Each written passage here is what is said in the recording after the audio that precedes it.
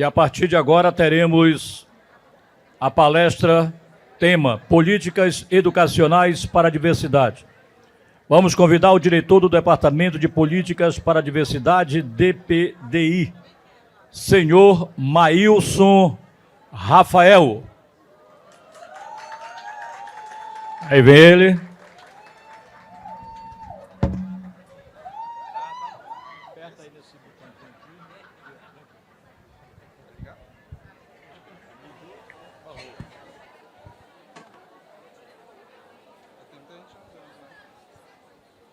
Oi, olá, boa tarde, gente.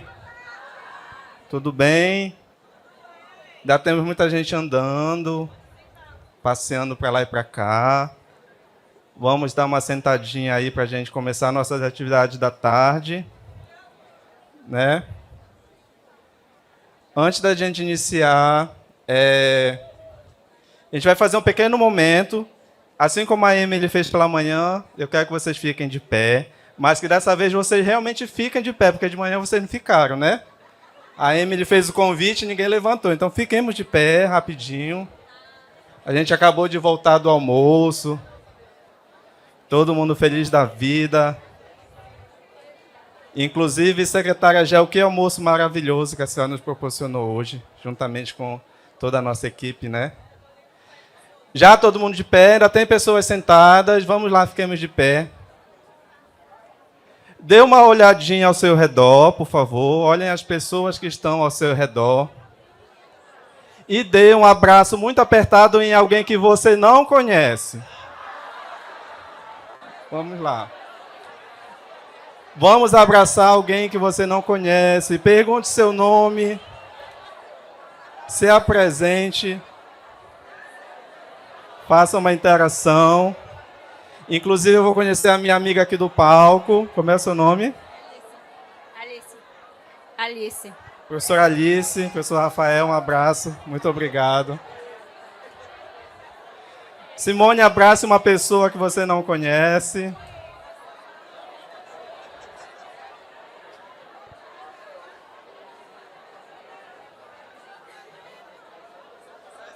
Bora! Querido,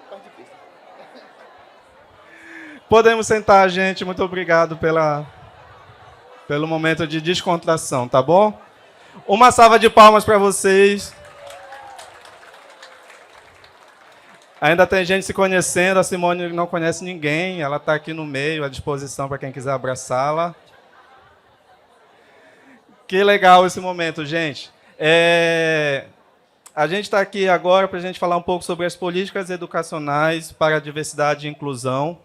Um caminho para a equidade educacional no Amazonas. Então, a gente vai hoje estar apresentando aqui para vocês quais são as perspectivas para as políticas educacionais de inclusão e da diversidade. Tá ok?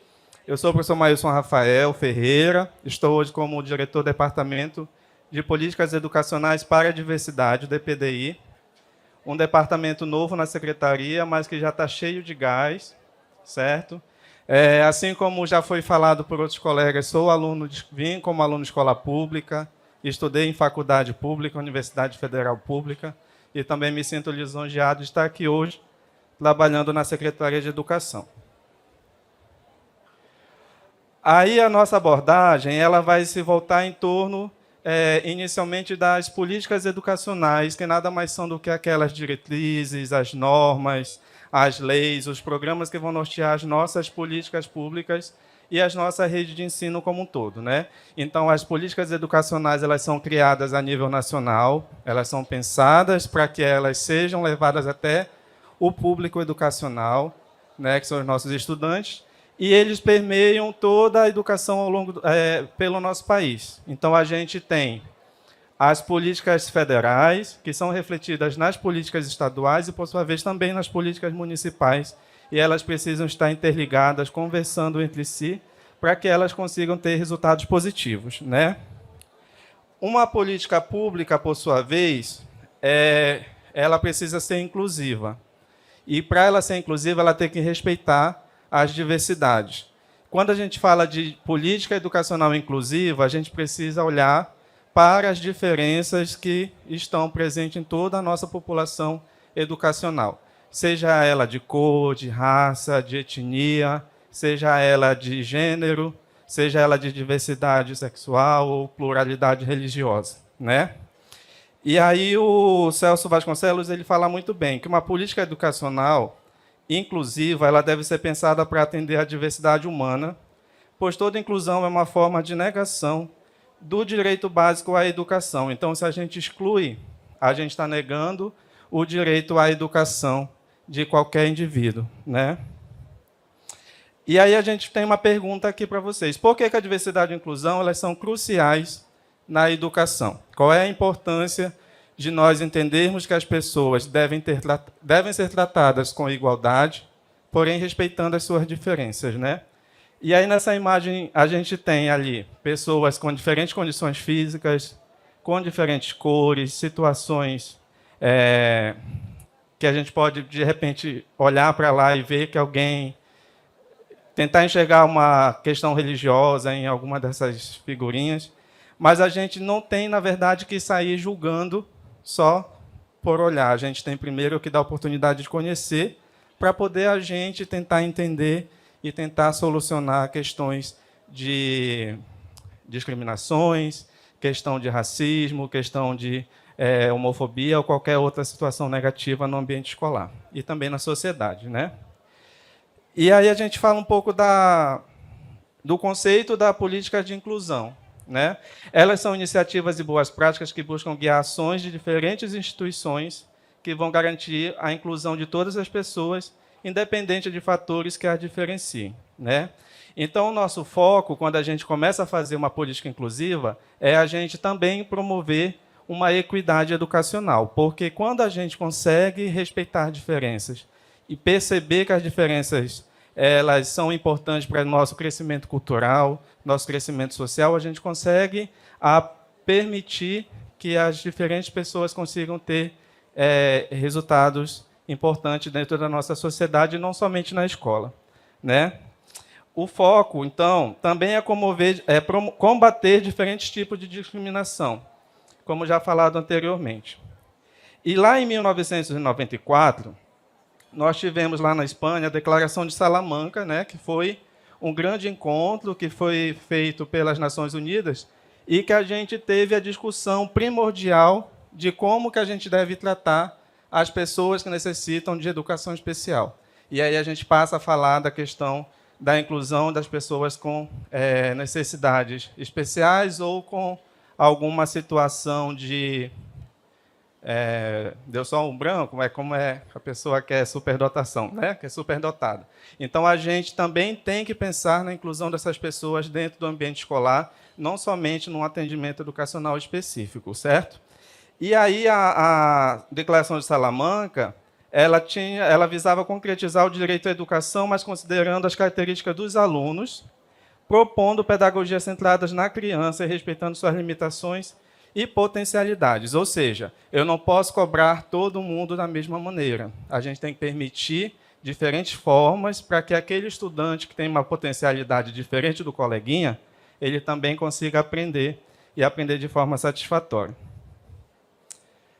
E aí, nesse cenário, a gente tem aqui essa tela, que as políticas educacionais para a diversidade e inclusão elas desempenham um papel central porque elas vão promover, primeiramente, a inclusão de pessoas com deficiência, como eu falei anteriormente, né? E que a gente precisa trabalhar juntamente a educação especial nesse panorama da inclusão, de forma geral. Permitir que as pessoas tenham liberdade religiosa. Então, a gente já está no nível em que a gente não tem mais que ficar julgando o outro porque a religião dele é diferente da nossa, né? A gente tem que respeitar, e todos têm direito de escolher, praticar a religião que ela nasceu, a religião que ela aprendeu, a religião que ela optar, porque ela pode ter nascido numa e passar para outra onde ela se sinta melhor. Então, a liberdade religiosa também faz parte da política de inclusão, tá? Combate aos preconceitos, de modo geral, e aí a gente combate qualquer tipo de racismo, de homofobia, de discriminação ou preconceitos, e também permite a discussão sobre as diferenças de gênero. Nesse panorama, a gente começar a entender e respeitar questão de gênero, as políticas para as mulheres, a política para a população LGBTQIA+. Então, a gente fazer com que as políticas elas sejam trabalhadas também no ambiente escolar e também na sociedade, tá bom? E aí, mas eu não concordo com isso, porque lá na minha religião diz que não é legal trabalhar isso. O que acontece? É legalmente falado lá na BNCC que a diversidade ela é uma competência geral dessa base comum curricular. Então, a gente tem que trabalhar a diversidade e a inclusão dentro do nosso currículo, que é como foi muito bem falado pela Marisa, né? Pela manhã, a diversidade educacional ela está intrínseca e ela está descrita dentro do currículo educacional. Então, a gente não tem como não trabalhar a diversidade educacional, porque ela já está sendo contemplada dentro mesmo da BNCC. E aí, quando a gente passa a trabalhar a diversidade como uma dimensão transversal, ou seja, ela vai perpassar por todos os componentes curriculares, todas as disciplinas, e aí a gente vai também ter que pensar em práticas pedagógicas para que ela seja alinhada ao princípio da pluralidade e valorização daquilo que é diverso.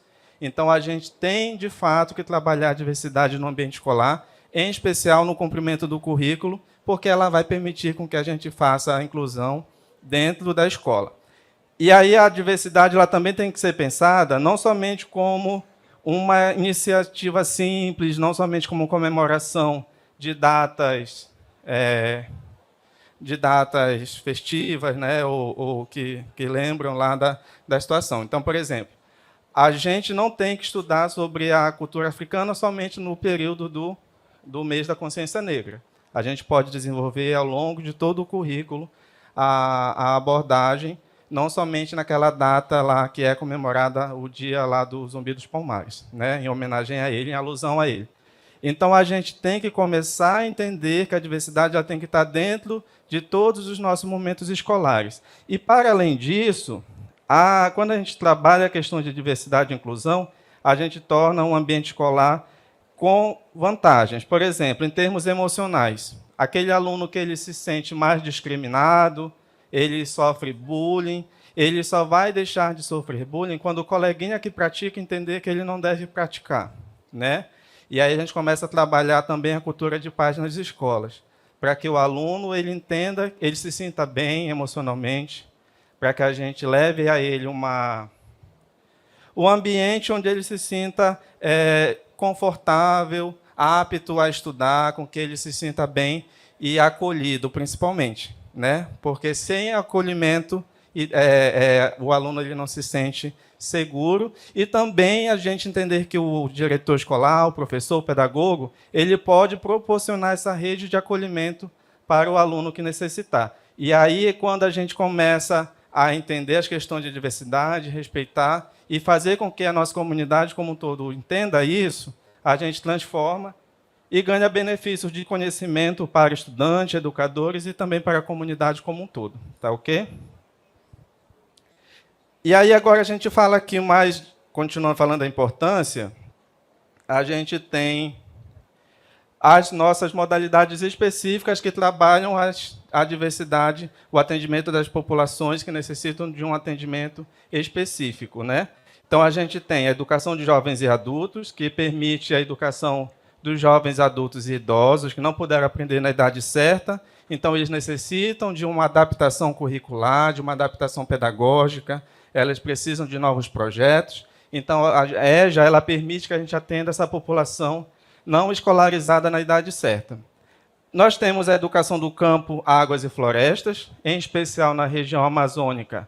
A maioria da nossa população do campo é população ribeirinha, e a gente tem que entender que a gente precisa ofertar uma modalidade específica que compreenda, que aborde essas especificidades da população do campo. Educação escolar quilombola, a gente tem, hoje, 10 quilombos registrados no Amazonas, porque antigamente falava assim, a gente não tem região quilombola, a gente não precisa de uma modalidade específica, só que a gente já está vendo o contrário, né? O inverso. A gente tem, sim, região de quilombos, a gente tem escolas que podem funcionar nessa modalidade específica, atendendo essas especificidades em especial a cultura, a questão social dos povos negros, né? Aí nós temos a educação escolar indígena, que a gente tem a maior população indígena do estado do Amazonas. É o estado que tem a maior população indígena, né? Em número de etnias, em número de indivíduos. E a gente também oferta essa modalidade dentro da nossa rede, certo? E aí nós temos também ali embaixo a educação especial, que também faz parte dessa política de diversidade e inclusão. E aí nós temos também ali outros 3 campos, que são os temas transversais da diversidade que a gente tem que trabalhar nas escolas, como um todo, sendo ela de qualquer modalidade que seja, mas a gente tem que trabalhar dentro da questão curricular, que são a educação para as relações étnico-raciais, a educação ambiental, né, para que a gente consiga buscar aí novos rumos em busca da sustentabilidade, e a educação em direitos humanos e a diversidade, que, na verdade, pauta toda a política de diversidade e inclusão da nossa rede e do nosso país, né?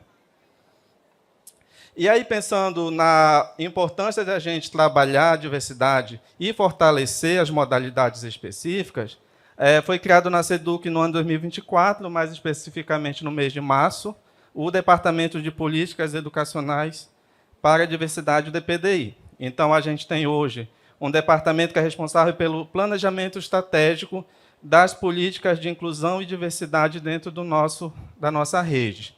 Então, não sei se alguém ainda não conhecia, mas nós temos hoje o departamento, foi criado, instituído, e a gente tem trabalhado o fortalecimento das modalidades e também das temáticas transversais de diversidade e inclusão.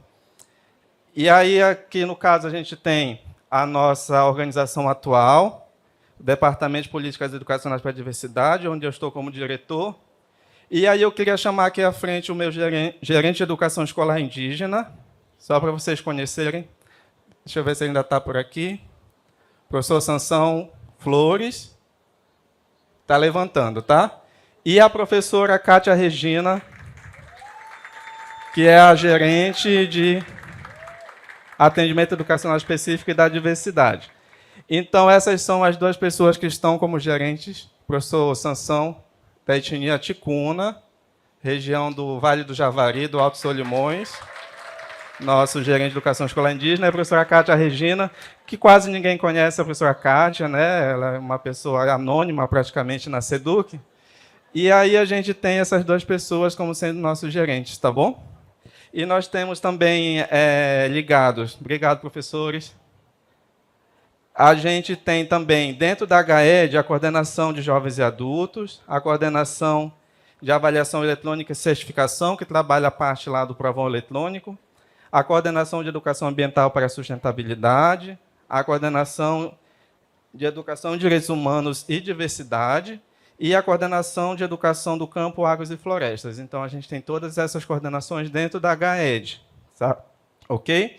E a gente ainda tem lá, ligado ao DPDI, a coordenação de acompanhamento do ICMS Educação, que a gente vai falar daqui a pouquinho um pouco mais para vocês sobre essa coordenação, que é uma importante política de equidade educacional, tá? E, além de todas as situações que a gente toma conta lá no DPDI, que não é pouca coisa, apesar de ser um departamento novo, a gente também faz parte, comanda na secretaria e faz parte do Comitê Estadual de Enfrentamento à Estiagem e Eventos Climáticos e Ambientais, por conta das questões de estiagem, principalmente, que afetam o nosso país, nosso estado nos últimos anos, e do Comitê Técnico Científico do Governo do Estado do Amazonas também, que todas as tomadas de decisões do governo são baseadas por meio desse Comitê Técnico Científico no que tange a questões climáticas e ambientais. Então, a gente, dentro do DPDI, tem esse forte trabalho sendo realizado também. Aí, agora, a gente vai falar um pouquinho das nossas modalidades, educação do campo, águas e florestas. A professora Reinalda está bem ali, nossa coordenadora. E a gente tem uma modalidade que valoriza saberes e cultura de populações que vivem em áreas rurais, ribeirinhas e florestais. Então, nessa modalidade, a gente tem mais de 60 escolas que funcionam nessa modalidade, e um diferencial é que a gente tem aprovado, nos últimos anos, calendários especiais e específicos que considerem as especificidades sazonais das nossas regiões, das nossas escolas. Então, a gente já tem trabalhado no atendimento específico dessas escolas. Tá? Também temos aprovado recentemente a matriz curricular e pedagógica e a estrutura do novo ensino médio, que antes as escolas do campo funcionavam de acordo com a nossa estrutura geral das escolas de ensino regular, e agora elas trabalham com uma matriz de estrutura específica a partir de 2025. Ok? A educação escolar indígena, ela, enquanto modalidade, valoriza culturas, línguas e tradições dos povos originários. Então, a gente tem temos 30 escolas indígenas e mais de 640 salas anexas que funcionam em todo o nosso estado, atendendo, salvo engano, 36 municípios com educação escolar indígena, certo? Nós temos um conselho de educação escolar indígena também, que é específico para a modalidade, e as escolas elas são implantadas em modalidades específicas, né, que é onde tem aldeias, chaponos. Chaponos é a aglomeração social da região do Rio Negro, em especial lá dos Yanomamis, né? E aí a gente tem também que trabalhar conteúdos formais, considerando as questões culturais, linguísticas e tradicionais dos povos indígenas, né? Também nós trabalhamos muito com a formação de professores a nível de magistério, para que a gente consiga ter professores dando aula lá dentro das próprias aldeias de chaponos e comunidades. E aí esses professores também depois são formados pela UFAM e a UEA nos cursos de licenciaturas. A educação de jovens e adultos ela é a mais conhecida das nossas modalidades de especificidades, né? Ela atende jovens, adultos e idosos, e ela visa a gente recuperar aqueles alunos que não tiveram acesso à escolaridade lá na idade certa. Então, por algum motivo, eles têm que voltar à escola, eles querem voltar a ter oportunidade de estudar, eles querem ter acesso ao mercado de trabalho, eles querem ter acesso ao ensino superior, e, para isso, a gente consegue oportunizar por meio da educação de jovens e adultos, certo? E a gente tem a EJA como ensino presencial e também com ensino mediado por tecnologia dentro da nossa secretaria. E aí é diferente da educação escolar indígena, que a gente quase não oferta mediado por tecnologia. A maioria das turmas indígenas são presenciais de fato, certo? Por que eu falo isso? Porque a gente viu que no estado vizinho está tendo uma certa mobilização, porque eles não aceitam lá o ensino mediado por tecnologia nas turmas indígenas, né? E aqui a gente não trabalha com o ensino mediado nas escolas indígenas, ok? E aí a gente tem, a partir de 2024, a gente participou a gente assinou o Pacto pela Superação do Analfabetismo e Qualificação na Educação de Jovens e Adultos. Então, é um programa nacional que ela visa garantir o acesso à alfabetização como direito fundamental para esse público. Então, a gente tem um grande programa federal que está sendo executado aqui no nosso estado, e, por meio desse programa, por exemplo, a gente vai ter o retorno do Programa Brasil Alfabetizado, que é o PBA, que é aquele que alfabetiza pessoas não alfabetizadas, que já são adultos e idosos, para depois eles serem integrados dentro da educação de jovens e adultos, né? Então, a gente tem o PBA voltando, a gente tem o Pé de Meia EJA, que foi uma vitória dos fóruns de educação de jovens e adultos, que fizeram com que o aluno do ensino médio da EJA também recebesse o Pé de Meia. A gente tem a busca ativa agora atendendo a educação de jovens e adultos, que antes ela não atendia. A gente vai ter o PDD específico da EJA, né, para as escolas que oferecem essa modalidade, PNLD da EJA, para a escolha de livro didático, e um compromisso que nós assinamos é a abertura de novas turmas. E a gente não pode mais fechar turmas de EJA. Então, é um compromisso, foi um pacto que nós assinamos com o governo federal, onde a gente precisa garantir a oferta da educação de jovens e adultos. Ok? E aí a nossa missão é reduzir cada vez mais essa taxa de analfabetismo, que em 2022 estava em 4,9%. Aí a gente agora falando um pouco da educação de direitos humanos e diversidade, tem muitas pautas sendo tratadas por essa coordenação. Educação para pessoas privadas de liberdade, a gente tem trabalhado com a revisão do Plano Nacional de Pessoas Privadas de Liberdade, que é o ensino prisional. Tem também as políticas para crianças, adolescentes e idosos, que a curto modo é tratada pela GPPC, lá do DEP, a política do idoso e das crianças. Combate ao tráfico de pessoas, à exploração do trabalho infantil, ao bullying no espaço escolar e ao uso de drogas ou suicídio. E aí a gente trabalha uma parte na HED, outra parte na GPPC também, que é a professora Aldenilson, eu acho que tinha visto ela ali, né? Trabalha lá com a professora Luciana a questão da cultura de paz, prevenção ao bullying. E a gente também trabalha isso porque também faz parte da educação de direitos humanos. Tá? Orientação e respeito às normas, princípios, diretrizes e planos para essas temáticas, de modo geral, da questão de gênero e de religião. E aí a gente tem produzido documentos normativos que vão chegar em breves até as escolas de vocês, para a questão de banheiro social, questão de transgêneros, questão de nome social, a gente está preparando os documentos normativos e orientativos para que cheguem às escolas. Tá? E a educação das relações étnico-raciais, assim como a educação escolar quilombola, já é, dentre todas essas temáticas, a que tem ganhado mais força, porque a gente também faz parte da Política Nacional de Equidade, Educação para Relações Étnico-Raciais e Educação Escolar Quilombola. Nós lançamos em novembro do ano passado, na rede estadual, a gente tem um trabalho feito junto com a Undime, e a gente atinge todos os municípios por meio dessa política. Né? Uma política de equidade racial no ambiente educacional, em especial porque pessoas negras, indígenas, elas sempre têm um desempenho nas avaliações menores do que pessoas brancas. Então, a nossa ideia é que a gente consiga fazer uma equidade, um balanceamento na questão de aprendizagem e desempenho dos nossos estudantes e também valorizar as questões raciais, questões quilombola, questões de estudo da cultura africana dentro das nossas escolas, atendendo às leis nacionais 10.000 e 11.000, que a gente trabalha a cultura e a história africana e indígena nas escolas. Ok? E aí eu quero só fazer uma divulgação para vocês, porque a SECADI, que é a Secretaria do MEC responsável pela diversidade e inclusão, ela fez uma parceria com a CAPES e dentro da PNERC a gente está oferecendo um curso de formação para a docência de gestão em educação para relações étnico-raciais e educação escolar quilombola. E aí a gente tem dois links aí para vocês fazerem a sua inscrição. O que acontece? Diretor de escola, pedagogo, professores, todos eles podem se inscrever. Tem o edital da capital, que quem é o responsável é a UEA, e tem o edital do interior, que quem é responsável é a UFAM. E aí a gente precisa aumentar o número de inscritos para que todo mundo consiga participar desse curso que o MEC oferta, e, ao final, todo mundo vai receber uma certificação da CAPES. Tá?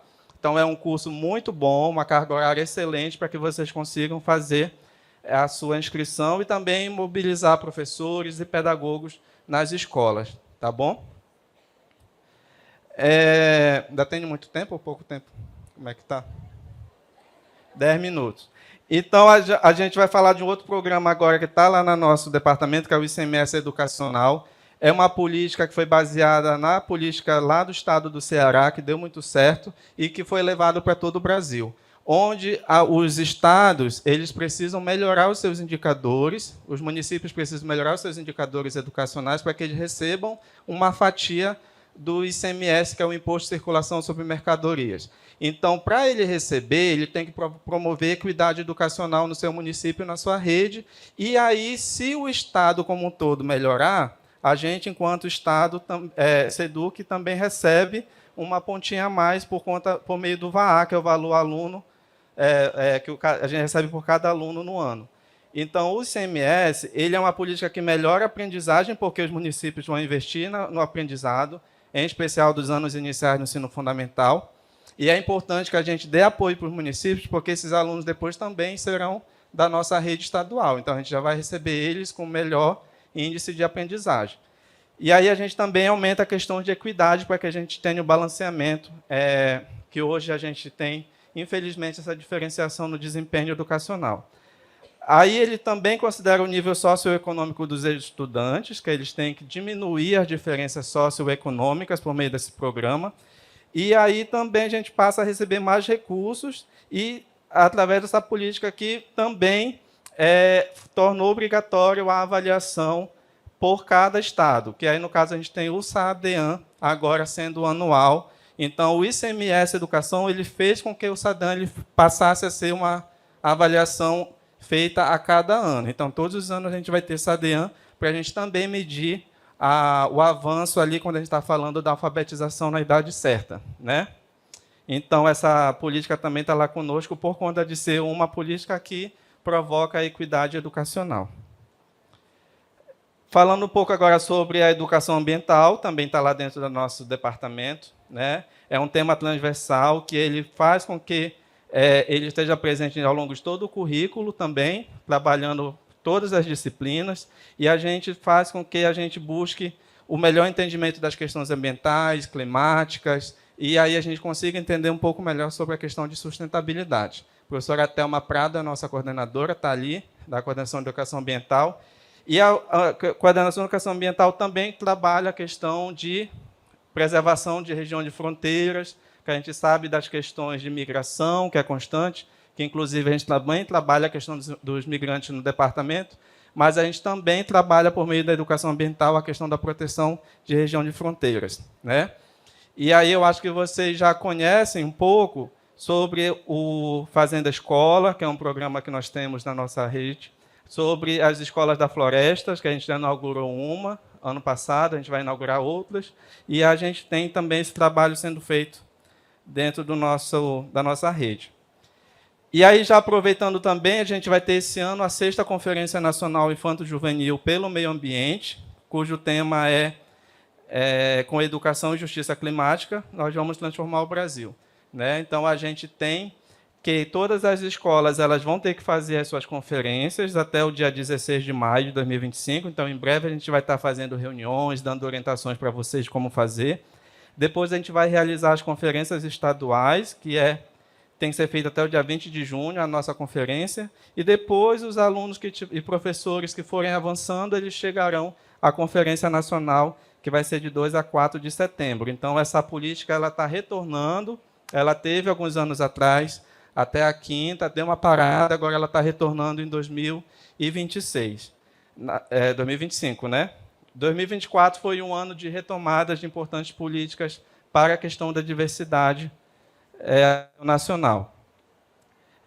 E aí, falando um pouco sobre o caminho das políticas de diversidade que estão sendo adotadas na nossa rede, a gente fez, por exemplo, a aprovação de estrutura curricular para o novo ensino médio indígena, para a educação escolar do campo, águas e floresta, e para o 3º segmento da educação de jovens e adultos. Então, todas essas modalidades já têm agora estrutura curricular própria, respeitando as suas particularidades, atendendo às suas especificidades. O projeto prioritário Fazenda Escola também passou a atender municípios do interior, então a gente já atendeu municípios da região metropolitana, além da capital. A gente fez a implementação do Pacto da EJA, né? A gente está lançando o PBA, lançou o Pé de Meia EJA e fez a abertura de novas turmas. Inauguramos a primeira escola da floresta na Rede de Desenvolvimento Sustentável do São Sebastião do Atumã. Inclusive, a gente vai, em breve, ter novas notícias dessa escola aí na mídia. Implementamos a PNERC. A gente participou como conteudista do curso Base para uma Educação Antirracista, que foi feito em parceria com o CEPAM, que é o Centro de Formação. A gente teve mais de 500 inscritos na nossa rede, eles estão participando ativamente, e é um curso semipresencial, metade presencial, metade virtual, e a adesão foi muito boa, e a participação tem sido muito boa mesmo nesse curso. E também nós promovemos o Encontro Estadual de Ações Afirmativas e Promoção da Igualdade Racial, em parceria com o Ministério da Igualdade Racial, ano passado aqui no Amazonas. Nós fizemos visita técnica de assessoramento pedagógico, juntamente a AGEI, que é a Agência de Educação Escolar Indígena, com o Núcleo de Educação Integral, lá na Escola Indígena Pamuri Maçã Uai, ou I, eu nunca lembro como é que fala. E aí a gente fez uma consulta pública, e lá a gente tem uma escola que atende inúmeros povos indígenas. Ela era bilíngue português-tucano, e agora, ouvindo a população lá local, a gente passa a ter uma escola plurilingüe, né? É uma escola que vai atender mais de 10 idiomas indígenas na sua estrutura curricular. Fica na região do Alto Rio Negro. A gente aprovou também a fórmula de rateio do ICMS Educação e a gente vai estar divulgando a cartilha do ICMS em breve. A gente lançou o Congresso Internacional de Educação Ambiental dos Países Lusófonos, que vai acontecer em julho desse ano em Manaus, e aí os professores da rede vão poder também participar desse congresso. Já puderam escrever seus trabalhos, a gente teve muitos trabalhos escritos, e vai ocorrer no Vasco Vasques e em vários outros lugares, porque ele é um congresso também comunitário, não só científico. Tá? Implementamos projetos e ações de educação de direitos humanos e diversidade, como o projeto de autodeclaração étnico-racial. O que acontece? A partir desse ano, a gente vai estar orientando todas as escolas, quando o aluno for ser matriculado, ele tem que se declarar se ele for negro, indígena ou pardo, e essa autodeclaração tem todo um cuidado para que ela seja validada. Porque a gente precisa ter um número exato de pessoas negras, pessoas pardas, pessoas indígenas na rede, para poder a gente trabalhar políticas públicas com maior eficiência. Então, a gente vai estar fazendo autodeclaração na rede estadual. E a gente participou também da revisão do Plano Nacional de Educação para os Privados de Liberdade, inclusive a professora Kelly, tá? Onde a Kelly, diretora lá do Sistema Prisional, ela participou em Fortaleza, ela, com muita dificuldade, ela foi até Fortaleza participar. Ficou uma semana lá no Nordeste participando e contribuindo no projeto de revisão para o sistema prisional. Ok? Então, quase finalizando, ali a gente também faz o monitoramento das questões de estiagem, quantas escolas entraram em estiagem, quantos estão isolados, quantos voltaram, quantos vão receber o merenda em casa, quantos vão entrar em aula em casa estiagem. Então, a gente faz o monitoramento por meio de uma comissão e do comitê estadual. Então, a gente faz todo esse monitoramento por meio de mapas, por meio de informações que a gente recebe de todas as escolas. Então, a gente sabe exatamente, por dia, quantos alunos são impactados com as questões da seca e da vazante, né? Ali um pouquinho das nossas ações que a gente fez, não vou ficar falando uma por uma. E, por fim, aqui a nossa conclusão, né? O DPDI ele concretizou diversas ações das políticas educacionais de diversidade e inclusão, sempre respeitando as questões de direitos humanos, que embaseiam todas as nossas políticas, e a gente também tem atendido as demandas, de um modo geral, dos diversos sujeitos, né? Então, a gente tem reestruturado, reorganizado e criado novas políticas públicas de diversidade e inclusão. Para 2025, a gente espera ampliar essas ações, assegurando cada vez mais uma educação equitativa e inclusiva com respeito à diversidade e às especificidades. E aí, para encerrar, a gente tem uma foto da nossa estudante lá da Escola da Floresta, lá da reserva do São Sebastião do Atumã, que a gente fez recentemente a inauguração, aliás, foi em julho? Julho, né? Que nós inauguramos uma escola linda, vocês devem ter visto na mídia, e que a gente vai inaugurar outras 3 por meio da SEDUC e outras 6 por meio do PADEAN, tá bom? E aí, no mais, é isso. A gente só agradece, coloca o nosso departamento à disposição de vocês. Eu espero que vocês tenham entendido um pouco dos objetivos, das necessidades, das questões de inclusão e diversidade, e dizer que é uma honra estar aqui com vocês. Agradecer à nossa secretária pedagógica e à secretária Arlete Mendonça também pela oportunidade de estar à frente. E agradecer à nossa equipe também, que ela é sensacional. A gente tem indígenas, tem pessoal do movimento negro, tem pessoal envolvido com questões LGBT, questão de religião. A gente tem o pessoal lá que é da religião de matriz africana, e todo mundo trabalhando junto, misturado, em busca do atendimento educacional à diversidade. E a gente agradece e espera que vocês consigam levar para a escola de vocês o atendimento educacional tão importante como esse. Tá bom? Muito obrigado, gente. E um excelente ano letivo, tá bom? Nosso muito obrigado ao senhor Maílson Rafael pela explanação a respeito de políticas educacionais para a diversidade.